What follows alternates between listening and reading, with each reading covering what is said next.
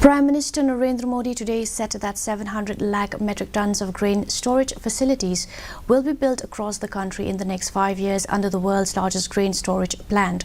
On Saturday, he inaugurated and laid the foundation stone of multiple key initiatives for cooperative sectors in New Delhi. On this occasion, he inaugurated the project for computerization in 18,000 primary agricultural credit societies, also known as PACs, across the country aimed to empower the small and marginal farmers. Modi also inaugurated the pilot project of world's largest grain storage plant in the cooperative sector, which is being done in 11 PACs of 11 states. He also laid the foundation stone for an additional 500 PACs across the country for the construction of godowns and other agricultural infrastructure.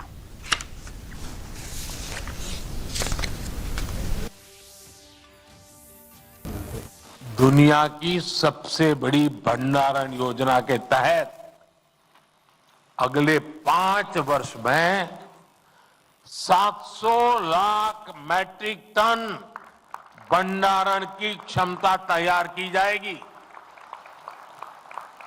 इस अभियान में 1.25 लाख करोड़ रुपए से ज्यादा का खर्च आएगा। इस योजना के पूरा होने पर हमारे किसान अपने उत्पादों को अपनी जरूरत के मुताबिक भंडारण में रख करके स्टोर कर पाएंगे। उन्हें बैंकों से ऋण लेने में भी आसानी होगी और वो सही समय पर, जब उनको ठीक लगे कि हां अब माल बेचने के लिए बाजार ठीक है, सही समय पर अपने उत्पाद को बाजार में ले जाकर बेच भी पाएंगे। Prime Minister virtually dedicated, inaugurated and laid